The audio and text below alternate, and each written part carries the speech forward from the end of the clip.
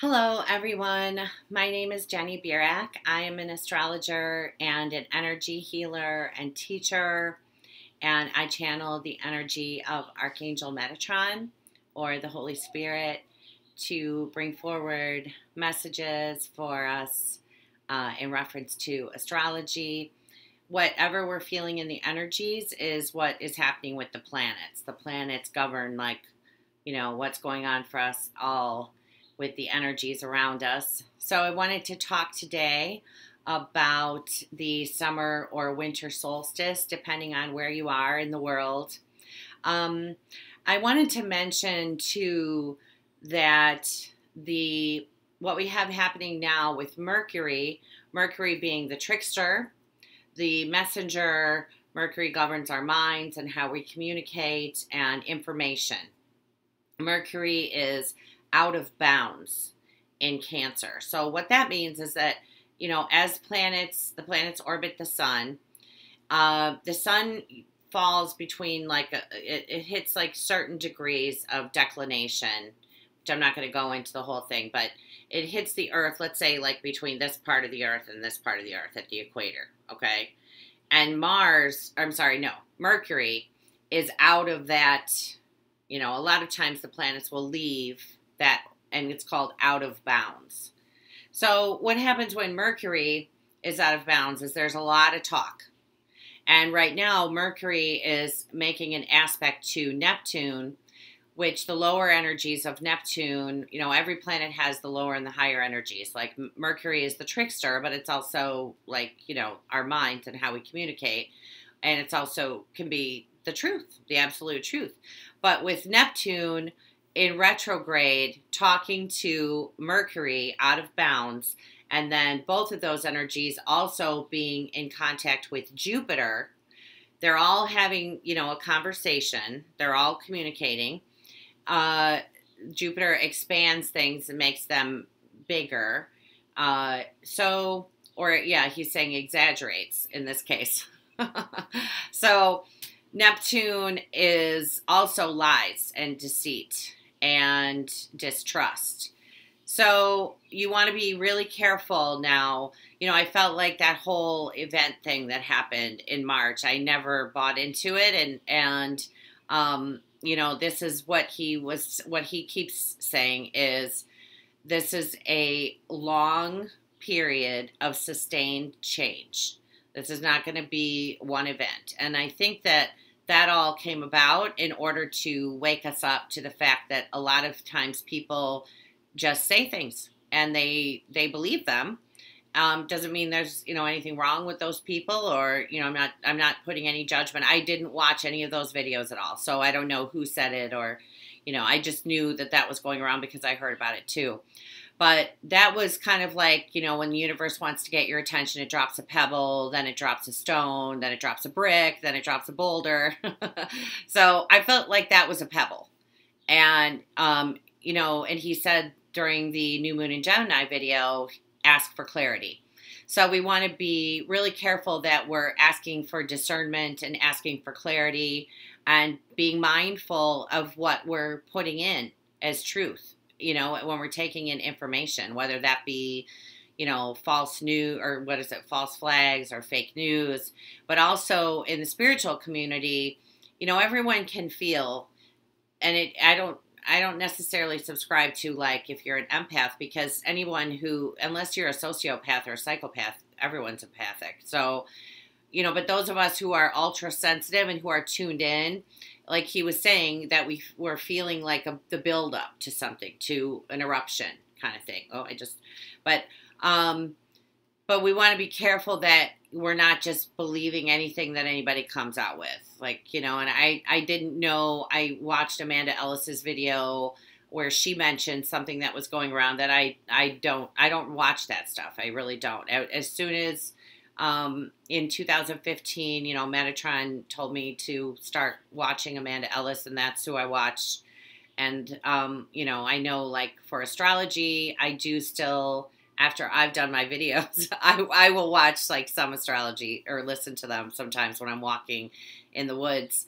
But that's another thing. Like that's what I do that's my favorite thing to do for self-care is walk in the woods. And so again, today he was talking to me about everyone, fortifying themselves. Like take a mineral supplement if you need to take a mineral supplement.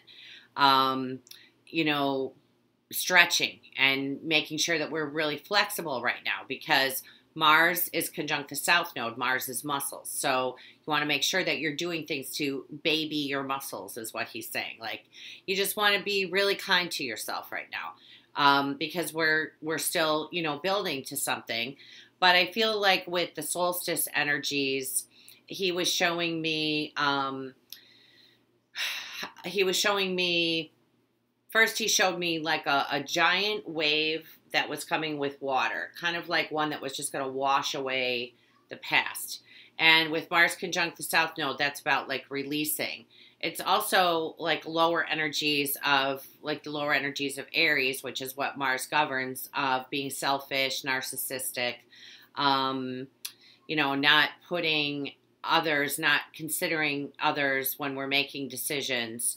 Venus is with the North Node. The North Node in Leo is about our creativity and feeding the creativity. And Venus is about like value, and Venus in Leo wants to have fun and feel pretty and do all the fun things that the other pretty girls get to do. So, and all of us, male and female, are feeling that. So, pamper yourself, pamper your muscles, take a bath, go for walks in the woods. You don't have to have an agenda, is what he's saying. You just do something for the sake of it being something nice to do for yourself. And really, show yourself that you treasure yourself. And so we're going to keep going with that. And then in the midst of all of these energies, we want to just make sure that we're staying centered. So the sun is going to move into Cancer, and he will then be opposing the Solstice, which in the natal chart is like a turning point. And the Solstice right now in the sky is conjunct Sphinx. And Sphinx in the natal chart shows like astral travel is one of the things. But it basically, he's saying it opens you up to other dimensions. So for me, I have Sphinx conjunct my sun because I teach other people how to go back into other timelines, not really back, but into other timelines or the Akashic record to do past life healing kind of thing. So this suggests with Solstice conjunct Sphinx in opposition to the sun at the time of the solstice, this is a huge, he's showing me like a huge gateway energy, and he's showing me like gold and white light and like almost like what looks like a heaven coming down. And he's saying that that's what's coming forward. And then he pointed out to me that with Mars being at 9 degrees of Aquarius now, this is where Mars is stopping. He's slowing way, way, way, way down. Now, he's been going really slow the past, I think I mentioned that maybe a month ago, that how slow Mars was moving, coming up to that South Node. Now he is just past the South Node at the degree where he will then move backward. He's still kind of moving forward, but not even one more degree. He'll begin moving backward on the 26th, but we're really already feeling a bit of that Mars retrograde energy. So at the time that Mars was sitting at the galactic center, that was in January. And for those of you who watch Amanda Ellis's videos, she talked about, or Metatron actually was the one saying that, we're going on a journey. And when I did my forecast that week on my Blog Talk radio show, he said to me, we're going on a journey. And he showed me Mars as a locomotive sitting at the gate of the gods. And it was just being filled with coal. Like never ending, like couldn't get it. There was the chute was, just filling, but the locomotive could hold as much as was going in. Like, it was way more going in. The galactic center, or the gate of the gods, is at like 27 to 29 of Sagittarius, and it is, what the astronomers know about it is that it is a supermassive black hole, like hundreds of millions of light years wide, and they can't really see it that well because it's got clusters around it of like tens of thousands of giant, red stars. That's what they look like as they're burning out. But what they do know is that there is a radio signal coming from that. And that is where our sun, our solar system sun, gets the downloads from the central sun. So Mars was sitting there and he was talking about, we're going on a journey. He said the same thing to me about when I did my the forecast the very week that he had said that to Amanda. And he showed me, like, Mars is that locomotive climbing up that mountain, which is Capricorn. So Mars went from the galactic center in Sagittarius into Capricorn. He went through Capricorn and into Aquarius, where Saturn is the ancient ruler of Aquarius. Uranus is the modern ruler. And now he's stopped at 9 degrees. Now, that's when he pointed out to me, at the time that Mars was at the galactic center, Heimdall, which is the asteroid representation of Archangel Metatron. Heimdall means the guard of the bridge between heaven and earth. Heimdall was at 9 degrees Aquarius at that time. So now Mars will begin to move backward on the 26th of June, and he will move backward to his degree of exaltation in Capricorn. And that's at 28 degrees of Capricorn, and that will be conjunct the Pluto of the United States. And then he will continue moving, he will move back to there and then move forward, and he will continue moving forward and not reach Pisces until November. So he's going to be being governed by Uranus and Saturn that whole time. And so he brought that up when I pulled the cards for, which I will show you, for the solstice energies. And at the time of the solstice, Venus is in opposition to Mars. So Venus is with the north node of Leo, pushing us to our creativity, opposing Mars. And in astrology, the luminaries, the sun and the moon, are the masculine and the feminine. And with the planets, then Venus and Mars are who we see as the lovers, the masculine and the feminine. And they're, kind of having a little bit of an argument. So they're opposing. Like, Venus is about, like, reaching toward your gifts and what brings you joy and what makes you fulfilled, what makes you feel valued. And then Mars is, kind of like I said, like the lower energies where it's me, or, fighting with people on social media and aggression and just confrontation.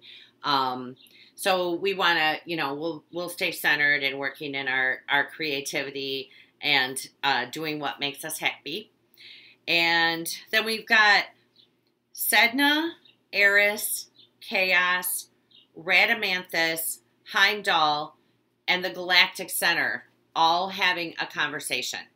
So Sedna and Eris are feminine energies. Sedna is like the woman who was wronged by her father and her husband and then her father again. And Eris is the divine feminine who is pushing for the continuation of the human species, but also the evolvement, in order to better ourselves, kind of thing, of the human species. And then Chaos, Rhadamanthus, Chaos speaks for itself, and Rhadamanthus is judgment. It's like the judge kind of thing. Heimdall, Metatron, as I talked about, and then the Galactic Center. So all of them are in aspect to one another. Haumea, who is the Hawaiian, like the goddess representation of the energy of creation, is making a lot of aspects right now to like Ceres. Ceres is about nurturing and nourishment. So these are all feminine energies. Mary Magdalene, the asteroid, is involved in all of this. Chiron is making a trine to Karma. But that's about it for Chiron. But again, that's that wound of self. And then in in the sign of Aries, it's about healing the divine masculine. And I found a lot with my clients lately. That's what we're concentrating on a lot. There's a lot of healing coming up for lifetimes that we lived as a man, and so that's right on schedule.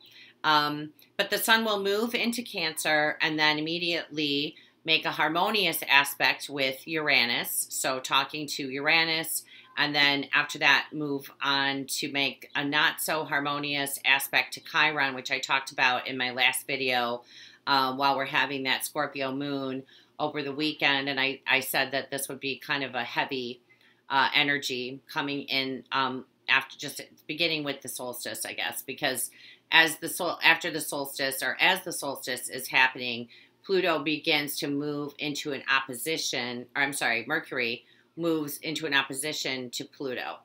So that's where, we can feel like where it could be secrets coming out, because Pluto rules Scorpio, and that's secrets. That's like, deep stuff coming up from the deep kind of thing.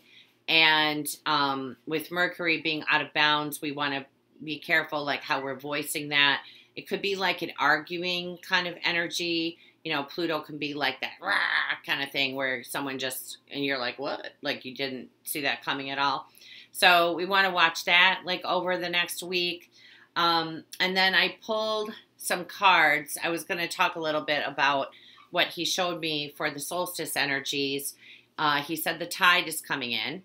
And I didn't see the tide coming in, but I saw the tide moving away then from the shore, the beach, and the beach was covered in like diamonds and gems and jewels. And so I really felt like he was talking about like the influx of light that's coming in with the solstice energies. And he's saying buoying us, like building us up, supporting us, helping us.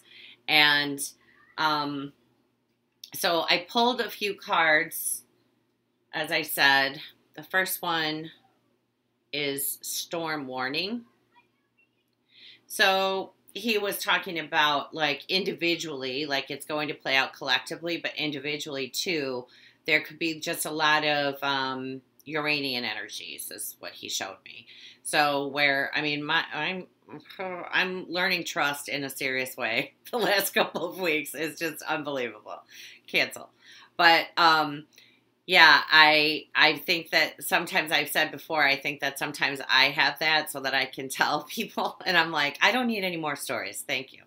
I don't need any more examples to talk about.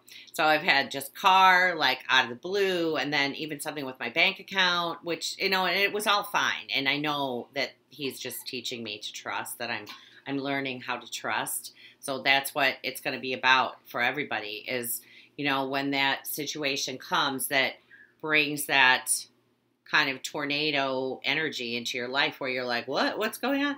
We're just stay centered, know that you are being guided, that you're going to end up exactly where you want to be, really where you want to be, not where you're meant to be or where your soul wants you to be, where you want to be. And you're not going to end up somewhere and be like, I wish that this isn't where I ended up. It's going to be a happy ending. It is going to be a happy ending. He showed me each of us in a dinghy, which is, in case somebody doesn't know what a dinghy is, it's a small rowboat. And it was like the dinghy was coming into the shore, and underneath the dinghy was like a large wave, but it didn't go up over the dinghy. It didn't rock the dinghy. The person in the dinghy didn't look like they were being thrown around. It was just like wave after wave, gently escorting, he's saying, the rowboat, the dinghy to the shore. And it was a soft landing on a nice shore. So just remember that if a storm does come, that's how you're going to end up. And just feel yourself in being held and being guided and being moved to a better situation. Or, if it's something with, somebody leaving or there's like a breakup, just know that it's for the best. This week, when you talk about that Venus-Mars opposition, it's a breakup. I mean, so if there are relationships that you feel like are out of balance, probably during this Mars retrograde, Mars is men too. during the Mars retrograde, you know, that might be something that you let go of in order for something new to come in. And for men too, you know, it's like letting go of something that needs to be let go of so that you can follow the North Node, which is in Leo. So it's like your heart's path, Leo, big-hearted lion. And then the journey card again for that Mars energy, going on a journey. This might be a part of the journey that we didn't see coming, but he was saying that we would be surprised at our resolve, our strength, he's saying, and our resolve. And then the woman holding a heart, the divine feminine, overseeing it all, Venus governing Uranus.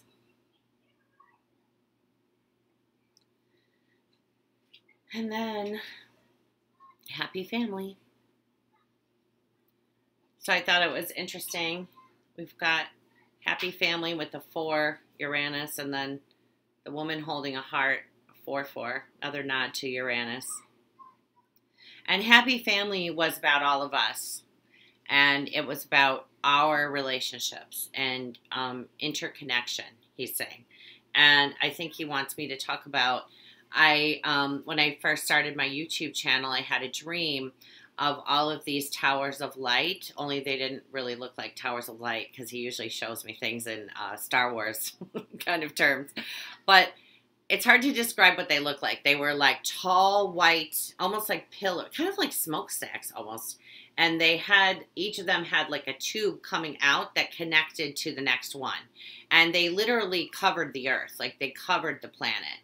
And then a few nights ago, he sent me another dream of that. And it looked like each of the pillars was in a garden and flowers were blooming all around the pillars of light. So I know that that he's talking about my audience, about all of you.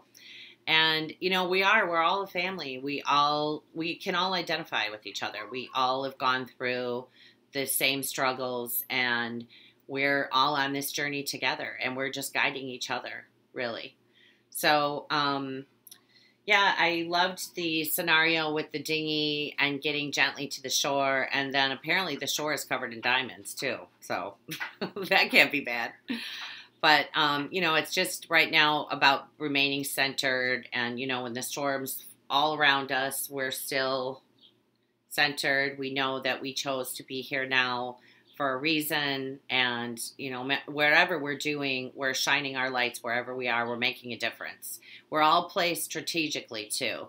And that's one thing that I take a lot of comfort in, that there's lights like all throughout the earth. And we're all just, you know, we're doing our part every day. So if you have any questions, you can leave them in the comments. You can email me at jennyb@astrologyforascension.com. I still have this special going on my website through July. And I am doing the recordings. I just want to make it, you know, say again with the recordings that I do with your natal chart I send like a half-hour recording, healing like family karma, ancestral line karma. That is a healing. So it isn't like your entire natal chart analyzed. It's just the healing piece of it. So we're not talking about like, you know, we don't really have a conversation. It's just like what I see. And so I just wanted to be clear that that's what that was. So anyway, I have, that's astrologyforascension.com if you're interested in taking a look at that. And yeah, just let me know if you have any questions about your particular chart. And I hope everyone is doing well with these energies. I think it's going to be wonderful, the things that are going to play out. There's going to be like, you know, difficulty for people and dark times for people. But, you know, we're going to remain in the light and strong and grounded and centered. And when everything around us isn't, we still are. And that makes a huge difference. It really does. And we have like that huge gateway now beginning as that tremendous amount of light comes in. And, you know, we're aiming for the new heaven on earth. So, yay us. All right, everyone. Take care. Namaste.